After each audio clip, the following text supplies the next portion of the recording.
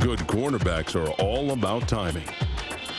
In 1985, the Rams' Gary Green and Leroy Irvin both reached the Pro Bowl. A year later, Irvin won again. Picked up by Leroy Irvin. With a different partner, Jerry Gray. In 1971, 49er legend Jimmy Johnson reached the Pro Bowl. Intercepted. Wow. With Bruce Taylor in tow. But no tandem in NFL history reached more Pro Bowls together than our next dynamic duo. The number 2 quarterback tandem of all time. Hanford Dixon and Frank Minnifield. Actually, I'd probably put him number 1, to be honest with you, because I played him so much every year, twice a year. The Browns burn Cincinnati on the bomb on the very first play. Two guys that a tremendous amount of impact. When you talked about the Browns defense, you began with Minnifield and Dixon. It was pick your poison. Oh, my. What's an offense going to do when you've got a shutdown corner on each side? Frank Minnifield and Hanford Dixon were perfectly cast in their city. Not only great corners, but tough guys.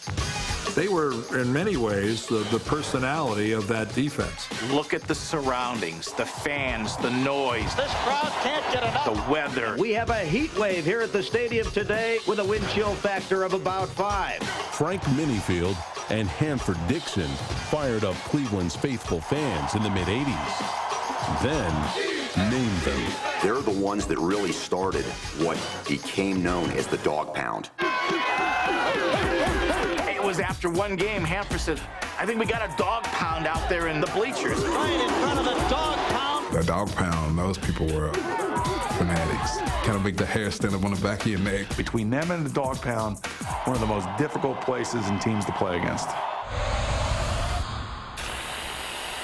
The pulse of the dog defense was the best set of corners in the game. All-pros Frank Minnifield and Hanford Dixon. They're obviously, as a unit, the best in the National Football League. Firing on the right side, intercepted. Hell of a job, defense. Hell of a job.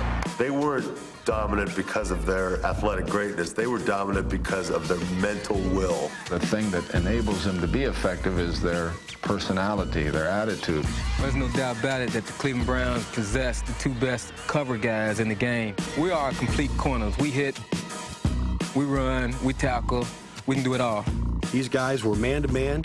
They dogged receivers. They were in-your-face cornerbacks. These 2 guys would push the contact rules to the absolute limit. And I remember, Sam Weiss just screaming at the wide receivers in practice. No, you're not going to play that. They're going to eat you up. Oh, no. They're going to take you down.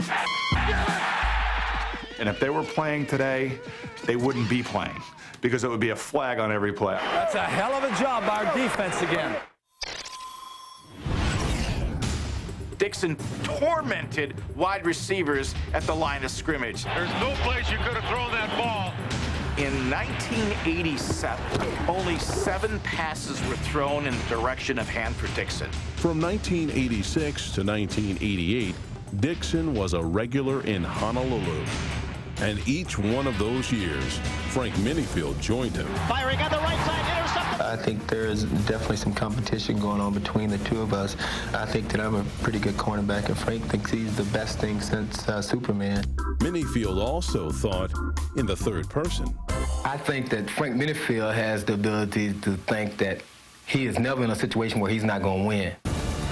Hell of a job, Minnie! You would have had to see them play every week of the season to know how good they were. They are the only tandem in NFL history to attend 3 Pro Bowls together. That's how good they were, and they were the center of the Browns defense. So why are Dixon and Minnifield only number 2? 2 words: the drive. And the Broncos are 98 yards away from where they need to go. If you don't win it all, you're a failure. They came up short in the playoffs. Maybe their legacy isn't what it should be. Here's the problem with the drive. Marty decided we're only going to rush 3 guys against John Elway. Even the best cornerbacks in the world was wide open in that soft middle. Can't cover a wide receiver forever. Fires over the middle, touchdown. And that's what happened in the drive. They were 2 of the best covered cornerbacks in the history of the National Football League. Intercepted. Frank Minnifield. Thinking about cornerback tandems, I would put them right at the top. Coming up, who will win the label #1 cornerback tandem of all time? There's not two that I can think of who would be better. I really got sick and tired of every day when I met somebody. They would look at the top of my head, and then they'd look